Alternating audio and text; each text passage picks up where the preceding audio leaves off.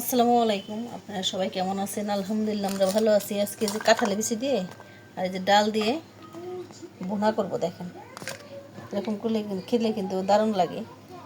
ডালটা আমি ধুয়ে নিয়েছি ভালো মতো, আর যে এটাও আমি ভিজিয়ে রাখছিলাম। ভিজে রাখলে কিন্তু কষটা বেরোয় যায়, দেখেন একদম সাদা সাদা হয়ে যায়। অনেকে চাইলে যে এরকম খোসাটা ছাড়িয়ে নিতে পারেন, কিন্তু ছাড়াবো না আমি। কড়াইতে আমি তেল দিয়ে দিছি আর দিয়ে দিব পাঁচফোড়ন। দেখেন একদম বাদামি কালার হয়ে গেছে পাঁচফোড়নটা। আর একটু রসুন কুচি দিয়ে রসুন কুচিটা একটু বাদামি কালার করে।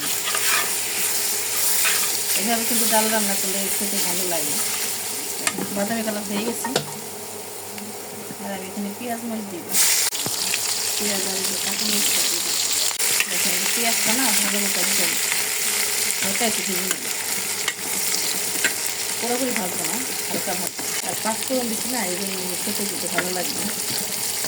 পেঁয়াজটা হালকা ভেজে নিচ্ছি। আর এখন ডালটা দিয়ে দিই। ডালটা দিয়ে যে ভালো মতো একটু ভেজে নেব। ডালটা দিয়ে কিন্তু আমি আগে ভেজে নেব, তারপর সব মশলা দিয়ে দেবো। আর এরকম ডাল রান্না করলে কিন্তু খেতে ভালোই লাগে। ডালটা ভেজে নিছি। আর এখন দিয়ে দেবো যে লবণ। লবণ তো অবশ্যই লাগবে।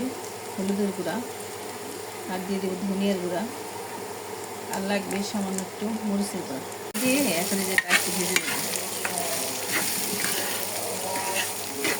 আর এর সাথে যে কাঁঠালের বিচিগুলো দিয়ে দিব।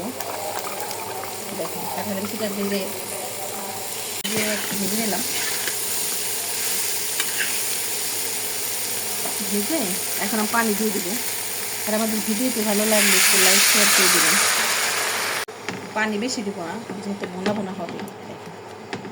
পানিটার পরিমাণ এরকম কম বেশি হতে পারে। পানিটা দিয়ে এখন ডালটা হালকা ফুটলে আমি নামিয়ে নেব। আর এখানে দিয়ে দেবো একটু আমি সামান্য একটু আদা পেস্ট। আদা পেস্টটা পরে দিলাম এই জন্যে, যাতে আদা পেস্টটা দেওয়ার আগে গলে না হয়ে যায়, লেগে না যায় ভাজার সময়। এখন এই যে বলক চলে আসছে প্রায়, এখন আমি দিয়ে দিলাম। এখন আস্তে আস্তে জাল দিয়ে ডালটা আমি ভালো মতো ফুটাই নিতে। দেখেন এই যে ডালটা কিন্তু প্রায় ফুটে আসছে। দেখেন একটু আস্তে আস্তে থাকবে, আর একটু ফুটবে। ডালটা ফুটে আসলে কিন্তু হয়ে যাবে। আর এই ডালটা কিন্তু খেতে দারুণ লাগে। আপনারা পোলাওর সাথে খেতে পারবেন, আবার ভাত দিয়েও কিন্তু দারুণ লাগে। দেখেন এইভাবে করে খেয়ে দেখবেন। দেখেন এই যে চচ্চড়িটা হয়ে গেছে। আর ধনিয়া পাতা দিলাম, একদম ফ্রোজেন করা, ফ্রিজে ছিল। দেখেন দিয়ে একদম নামিয়ে নেব। এরকম কিন্তু একদম পোলাওর সাথে খেতে পারবেন। আর এরকম করে কিন্তু কাঁঠালের বিচি দিয়ে যে এমনি মজা লাগে। কতটা সুন্দর হয়েছে, দেখেন কতটা সুন্দর হয়েছে। আর এটা খেতেও কিন্তু দারুণ। আপনারা এরকম ট্রাই করতে পারেন। আর আমাদের ভিডিওটা ভালো লাগলে একটু লাইক শেয়ার করে দিবেন। এরকম ডাল দিয়ে কিন্তু দারুণ লাগে কাঁঠালে। দেখেন এই যে একদম আমার ডাল ভুনা হয়ে গেছে। আপনারা ডাল ভুনাও বলতে পারেন, চচ্চড়িও বলতে পারেন, কিন্তু ভুনাই বলি আমরা। এটা খেতে কিন্তু অসাধারণ, একবার হলেও ট্রাই করে দেখবেন।